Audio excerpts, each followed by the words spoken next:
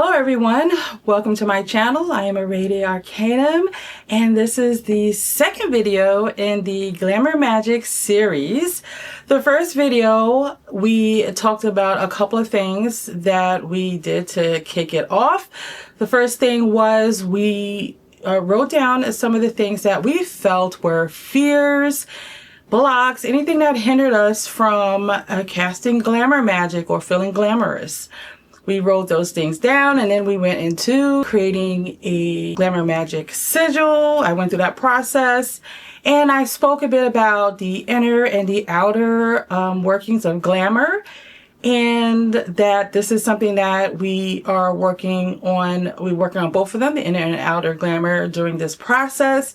And all of these videos is leading up to the 4th week, where we are going to cast the Glamour Magick, hopefully together on the live, but it is the finale. So by the time we get to the 4th week, we are ready, we are charged, we are confident that this magic is going to manifest. So if this is your first time here, welcome. I hope you enjoy, and if you want to join in on the Glamour Magick series, check out the first video, and do consider subscribing. And for all of you who are subscribed here, thank you for being here with me on this journey. You are appreciated. So let's jump into the 3 things that we are going to do this week to cast this Glamour Magick.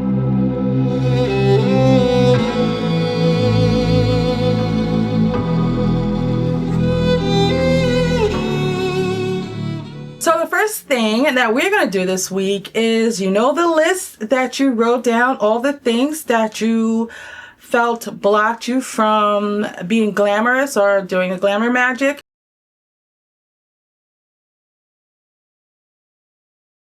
We are now going to write a list that counteracts each of those things that you wrote down. So these are going to be the positive affirmations and statements to what it is that you wrote down on a list. For example, if you wrote something like, I do not feel pretty, or I don't feel glamorous, you're going to counteract that with, I am glamorous, I am beautiful, I am pretty. These are the things you're going to write down to counteract, right? You're going to write down the positive statement that will wipe out that negative statement that you have written down on the list, right? And you want to make sure that when you are writing these down, these are words that make you feel empowered. So if saying I am beautiful doesn't make you feel empowered, whatever word that is that makes you feel beautiful, write that, say that, speak that. These are words that when you speak them, they're going to vibrate how you feel about it. So speak it with confidence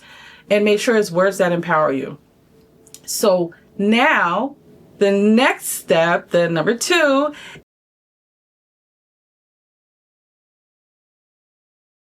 is we are going to take that negative list of things that we no longer want or have it be a part of our thinking. We're going to take that list and we are going to burn it. So you want to make sure you have a cauldron or a heat safe dish. Do this in a safe space, preferably outside. Trust me, I know I have had a few accidents, and you know, I like to burn stuff.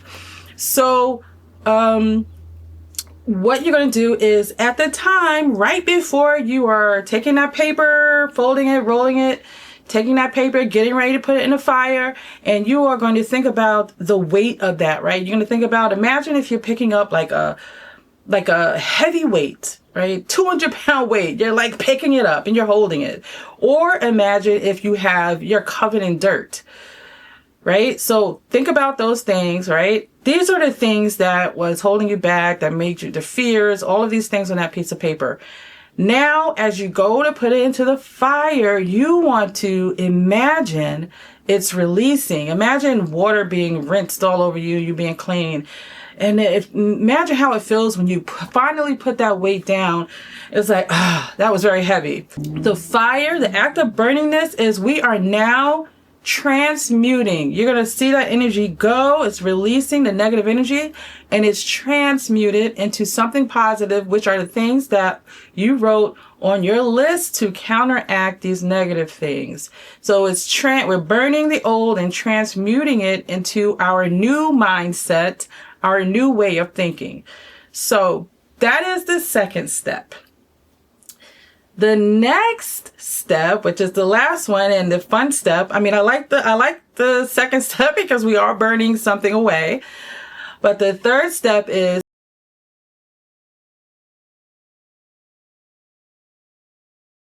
fetishes. I spoke about this a bit in the first video, but we are going to incorporate the use of some fetishes, and we are going to enchant fetishes specifically for this Glamour Magick ritual, and that you can use going forward.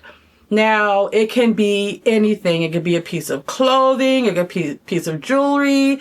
It could be anything you wear in your hair. It could be a scarf, a hat. It could be a perfume bottle that doesn't have perfume, right? It could be perfume, but also you could purchase a old perfume bottle that looks vintage, those beautiful old bottles, and use that. And every time you pour perfume in there, it is enchanted for glamour. Or one of the things that I'm going to do, because I thought about what will I use when I was putting this together, and it's going to be a skull. I have so many skulls around the home, but none are dedicated as a fetish for glamour. So the reason why, I know one person, you might be saying, why a skull, right? But I love skulls. It makes me feel like the mysticism that's steeped in the idea of the skull makes me feel magical. So I love the deepness of the skull. And I may decorate it, put some beautiful things on the skull, but in any case, so it's whatever it is for you. This is why they're fetishes, right? Because it's what makes us feel. What do we feel about that fetish? Now, how do you activate this fetish? There's different ways to do it, but the simplest way is, I know that I am going to be activating or enchanting these fetishes at a specific planetary time. But when we talk about timing, just know that it's not always just planetary. It is the time that's best for you, right? Because just like our metabolism, right, we have specific times of the day that we are at our best. Some of us are night owls. Some of us are morning people. So whatever time of day works for you, and it could be a time of the day that you have peace, right? No one's bothering you. So this is all in when you think about the timing when you cast magic. So as far as the planetary timing, I am going to do one of two things. One, either do it on a Thursday, right? This is Jupiter's day. This is the day of the magnetism, the abundance. So, and do it during Venus hour, or do it on a Friday and do it during a Jupiter hour. I've worked with this timing, and it is perfect for this magic here. So once you have whatever the time is that you're going to do this, you are going to get some incense, and we are not getting like incense that is used for protection. We are getting incense that smells beautiful to us. Incense that reminds us of love, abundance, glamour, Venusian incense. So once you get that, you are going to take the smoke, light it, and smoke the items inside, outside, around, on, in. And at the time that you're doing this, you're going to speak the activating words, and that could be, I activate and dedicate you for the purpose of glamour. Just as simple as that. And you're setting the tone, right? I know I'm a broken record. Set the tone.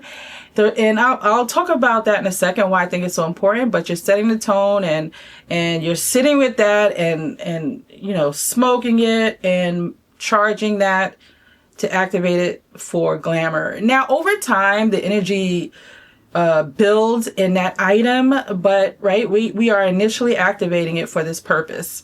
One of the reasons why you'll always hear me say set the tone, and I want to talk about that specifically for this glamour, because this may help, right? So this is not just about the intent for glamour. We are needing to have everything align, all of the energies align, right? There's energy in everything, right? So everything vibes at a certain frequency. It's resonance, right? Everything has a resonance. This is the idea behind having everything aligned, because you throw the wrong energy in there and it may throw off. It may not. You want your magic to be as clear and as focused and aligned as it can be. So let me give you an example, right? So imagine you're going to the opera, or you're going to to hear an orchestra play. And you get there, you're enjoying it. The music is harmonious and beautiful. Then all of a sudden, there's this kid that this is his first time doing this. He's a little bit nervous, and he plays the wrong tune. Now, this tune in and of itself is probably a beautiful tune, a wonderful note, but it's not the note that is to be played to converge with this all these sounds to create the harmonious sound that you've been sitting there listening to. So think about that. The minute that's thrown off, right? The music's thrown off. So you probably got the conductor sitting there like, what the fuck did he just play?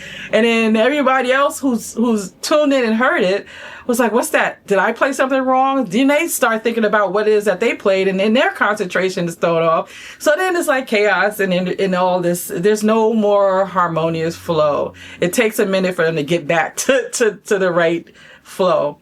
So that's just an example of so like I was mentioning, right? You don't want to get protection incense that you use for protection, right? And some have dual purposes, but we know in our mind, certain instances remind us of specific purposes, right? So we know if we get sage, everybody knows about sage. If you get sage, right, you're not going to be thinking about beauty, glamour. When you smoke that, you'll be thinking about protection. So that's a different frequency, right? So we want everything to align, so you can have a straight and narrow path, right, to reach the goal. So by the time we build all of this up, the fourth week, when we get to casting that glamour magic, we are going to be ready and focused and charged. Now, let's recap everything that we're going to be doing this week.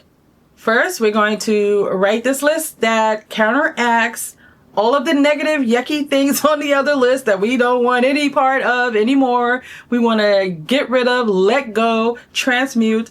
We are going to write that all of those affirming statements that counteracts those negative statements. Next, we're going to take that old negative list and we are going to burn it with the mindset of this is no longer a part of our thinking. We are transmuting our mindset to all the positive affirmations and statements on the counteracting list. And then the third thing is we are creating fetishes. The fetishes should be fun. Make sure it's fun, right? And when you create the fetish, after you activate it, right, what do you do with it, right? So some of us have altar spaces where we can sit these specific fetishes. Some of us have Venus altars, love altars, certain different altars. I know I have several different altars in the home, but I also know that, you may not have the space to put something else. So it can be an item that you can sit on a shelf somewhere, but let it be surrounded by things that are of the same energy. So wherever it is you sit in, make sure it's surrounded by things that are of the same energy. So if you have a vase in your home where you're always putting flowers, maybe sit it by there, you know, if it's something that you can sit there, but you get the idea.